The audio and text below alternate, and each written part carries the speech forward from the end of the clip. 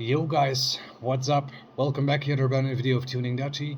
Now, in this video I'm gonna tell you guys exactly, besides the walk around of the Cadillac Seville Elegante 368 cubic inch V8 6 liters, what's needed to let the car work and what's going on exactly. Because yes, I have shown, of course, the walk around, but I think it's a very good idea to tell you guys exactly what's going on and what is the story behind it. So, first of all, before we start to get with that topic, in case if you guys are wondering how are you doing, Tuning Dutchy, are you feeling okay? Now, for 90%, I'm actually, well, pretty much restored. Quite visual, so how I see things and how I think about things, and quite concentration. Things are getting better, but still recovering. But anyways, I can work on the cars, but does mean that my sides are a little bit hurting more. Well, the more I work intensiver on things. But anyways, I'm actually doing very good. I hope you guys doing, as I already said before, doing much better. So what's actually the backstory of the Cadillac Seville and what has to happen and what did I already have done? So, as you guys know, the Chevrolet Métis is totally destroyed because I had an accident with another woman. So I got a lot of money back. That's why I bought the car. I bought the Cadillac Seville in Belgium, which is actually, well, kind of the Dutch neighbors. The car was pretty cheap because it was sitting outside for a long amount of time.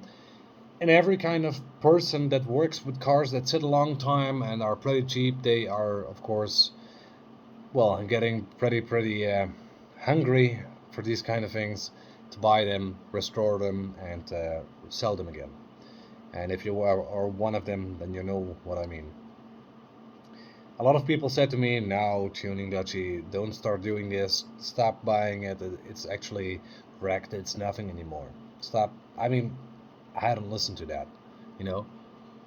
The thing is, the Chevrolet Métis and the Daewoo Métis, that's exactly where I did some practical things on it. That's where I, well, increased my skills. But theoretically, well, speaking about big American huge cars like I have now, that's exactly where, quite theory, where my skills are. Not practically. That has to come. So, what is the backstory? So, the Cadillac Seville was actually from a very old man, which I think was sick, and died. So, whenever he died, the car actually was given to someone, where I bought it from. It was sitting for more than 3 years outside, so there's one person that actually was thinking, as it sounds like how it was starting up, yes, it sounds like it was more than 3 years outside. Yes, that's right. It was sitting more than 3 years outside, so there was a very good thinking of it. That's right. How long exactly it was sitting outside, that's something that I don't know. However, I know the car is pretty messy. The chrome and rubber well, things from the windows, that they are not sealing anymore, which means water was entering the trunk, the back couch, and of course a little part of the front passenger side, not passenger side, but the front side.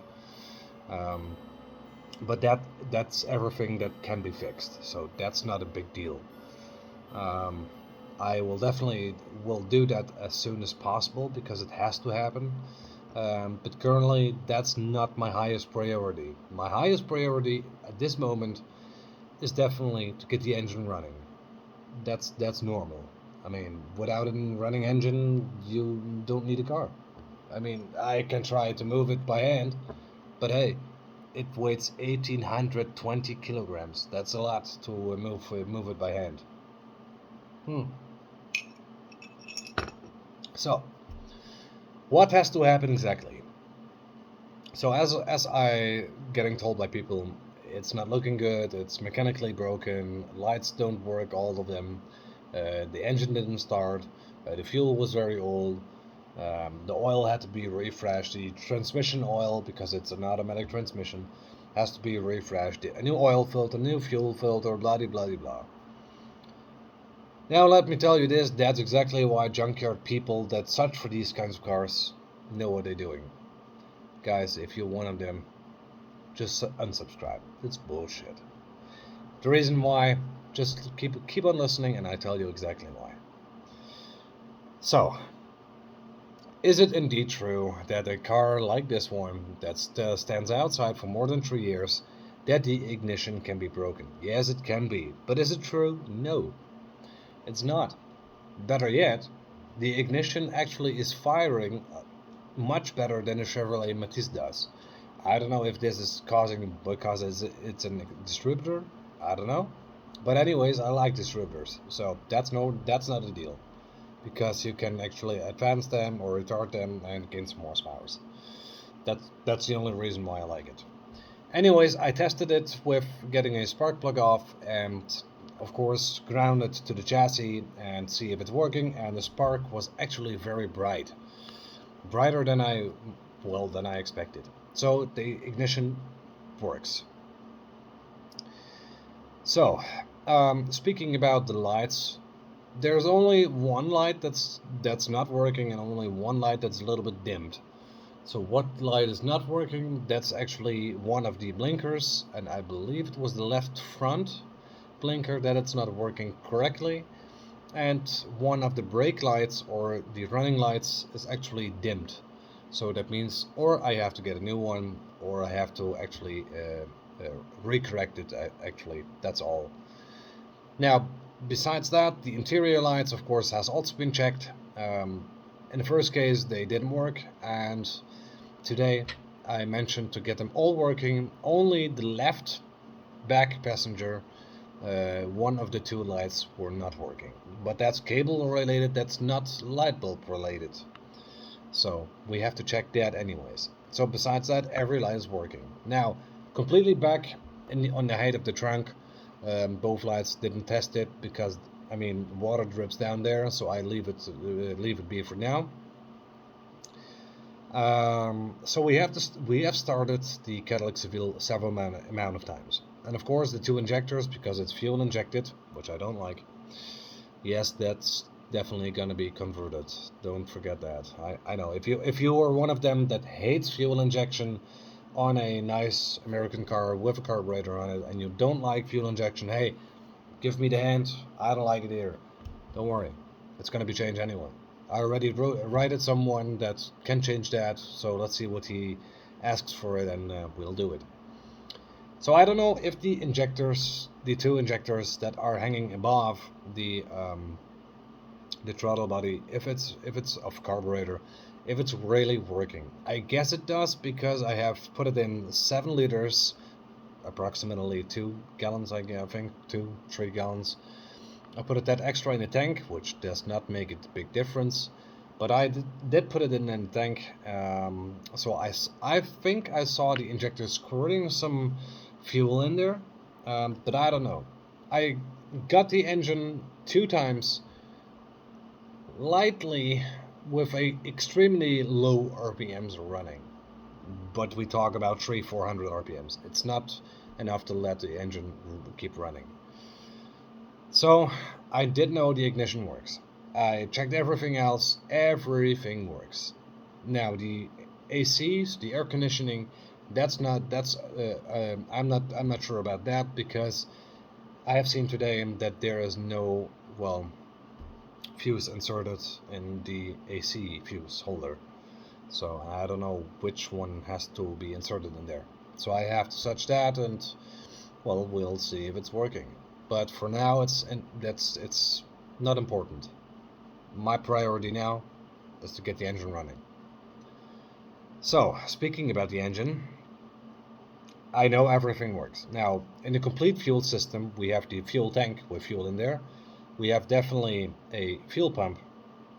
We will have, of course, after that, a fuel filter. And after that, we get the fuel injectors. So, as I said, fuel injectors I have seen was dripping, so I think in that point that it's working correctly. And how far, that's something I don't know. I will be definitely know when I got more than 30 liters of fresh gasoline in there. Now, spoken about the fuel filter, that's something where I come to soon. But speaking about the fuel pump, I think it does work because, I mean, how can fuel be squirted into the throttle of into the carburetor when it's dripping from the fuel injectors, you know? So yeah. Anyways, back to the fuel filter. Now, guys, I took the fuel filter off and I needed a huge amount of force. I needed actually something, some pliers to get them off. I couldn't get them off by hand. It was impossible. So, over here we got the AC from AC Delco GF157 fuel filter. So, this is actually the basic one that comes from the factory, I think. So this one is still from 1980, I guess. I mean, I don't know. Could be, could not be. I don't know. Good question. So, as you guys hear, this one is not full of gasoline. Still smells a little bit like it, and smells like I put some stuff in here. But anyways, this one over here was very, I guess, clogged up. At least I think. I don't know if you guys have ever scratched like this, and I don't know if you guys know the difference between a clogged fuel filter and a clean one.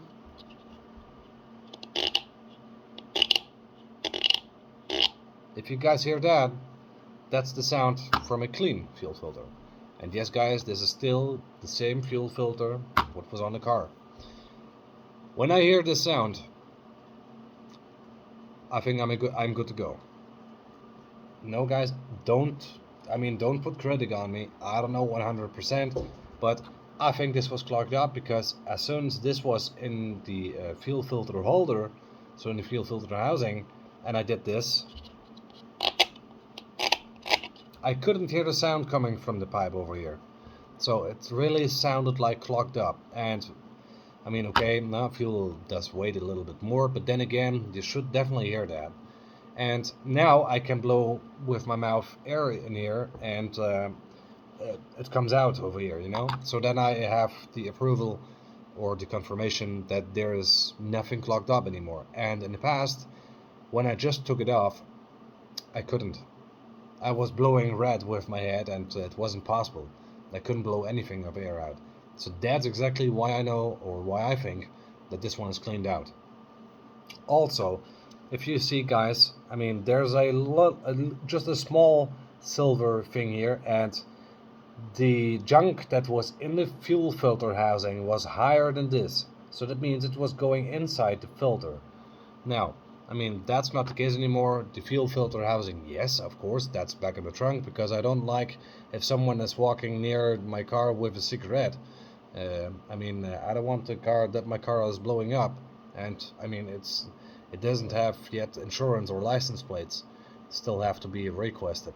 So, well, I don't like to get a lot of damage right now. So, but to give you guys a little confirmation to see if this one is clogged up, we'll see.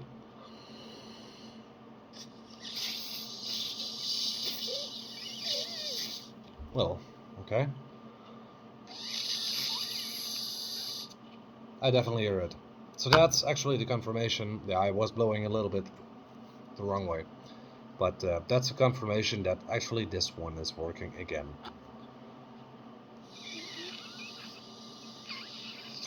I also feel that my air in my mouth is actually decreasing, which confirms that the air actually that I blow in here comes out over here, and that was not possible in the past. So, which means I will try to put the fuel filter that I have in my hand now, putting it back tomorrow in the Cadillac, and I will see if that's gonna make a difference and if my engine will start right now. Yes, guys, I will definitely try to make a startup video for you guys, and hopefully this is gonna work. But besides that, I mean, that's not the only thing that's going on. I mean, there are some small things that have to be done. Now speaking about tires, normally tires actually sitting longer than 3 years. Well, actually they are going to be flat, and well, the rubber, all of that is actually not in a good shape anymore. which means that, well, it would be pretty impossible to drive the car. Now, let's say it like this: the person that actually was bringing me the Cadillac, yes, he was transporting it to me. The car that transports the Cadillac to me, he said, you know what? Forget it. I will put some new tires on it, or at least trying to fix them. But the left front tire doesn't want to get to be fixed. However, I put something in there, and hopefully it will keep air. Now it kept air in there for maximum 2 days, and then the air was getting out immediately, which was a huge bummer, of course. Wasn't nice. But there's actually someone else in my area who was trying to take care of the tire that deflated. Hopefully he's gonna get it fixed. If that's gonna be true, that means that I don't have to buy some other radial tires, because the size is 215/75 R15. That's the size of the tires from stock, and definitely we are going to get bigger sooner. Not now, but later on. And if that's going to be fixed, then we have at least a car that might drive again. Now, one thing is sure: if a car stands that long, someone else, give me some advice.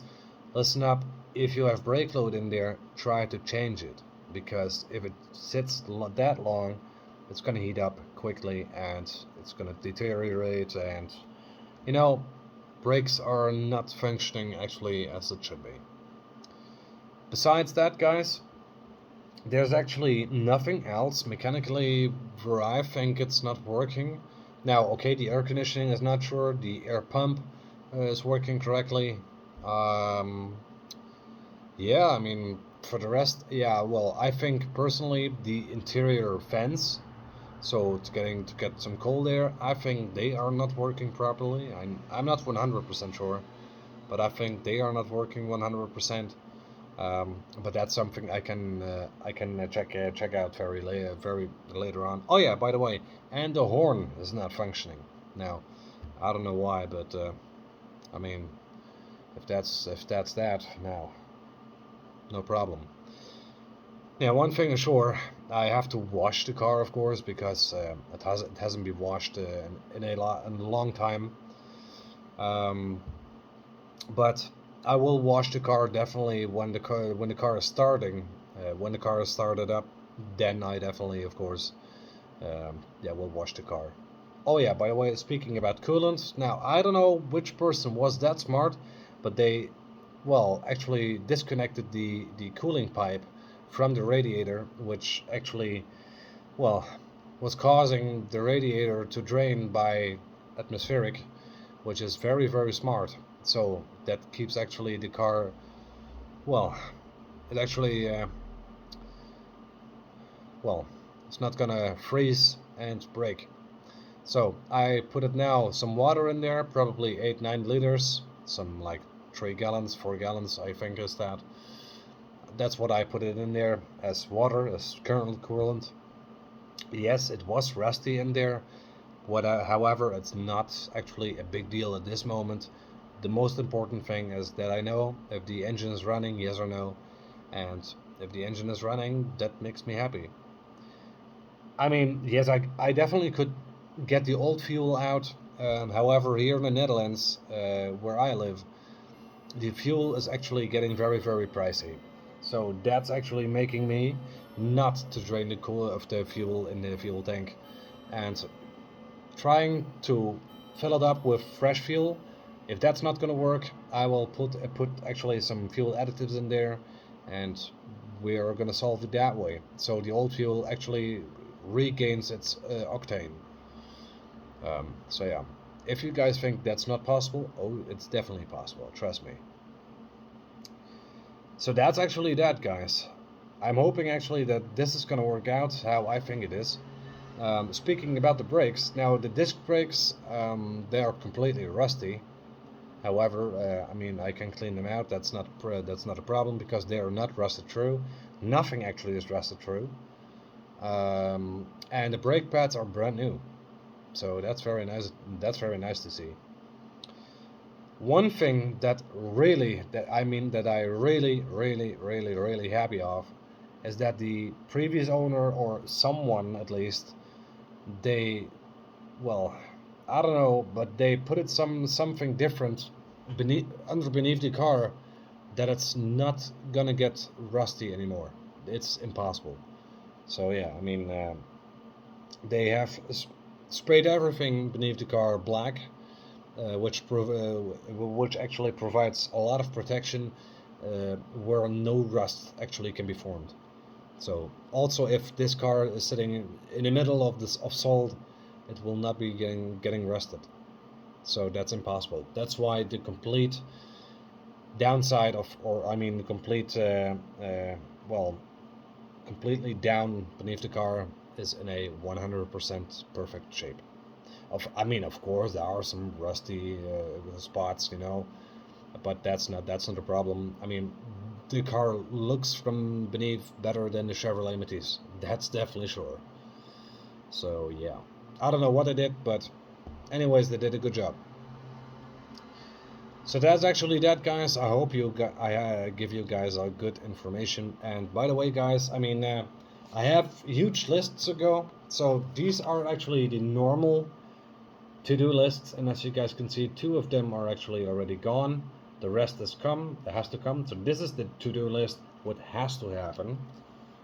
So this actually is the more than needed maintenance. So the more than average maintenance that I want or like to do. It's not needed to, but I like to do it. And of course, we do have another thing, which you guys probably already expected, the tune things. So this is definitely something. What I can do, what can I get tuned and all that.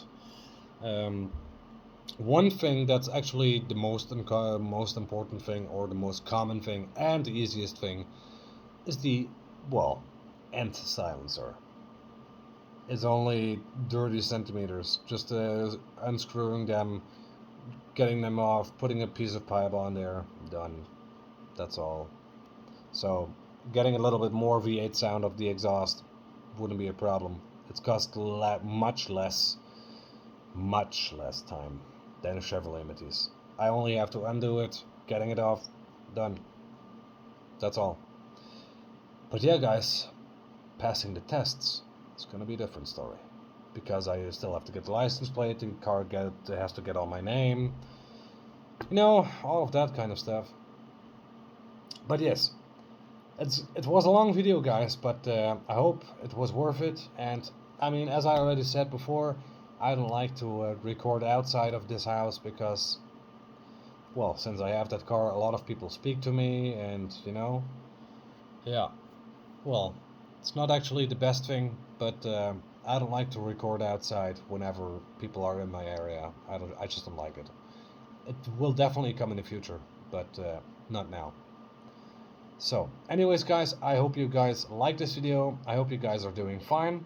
Anyways, guys, if you want to support me further on, make sure you subscribe to the channel, and I see you guys the next time. Thanks for watching. See you guys then.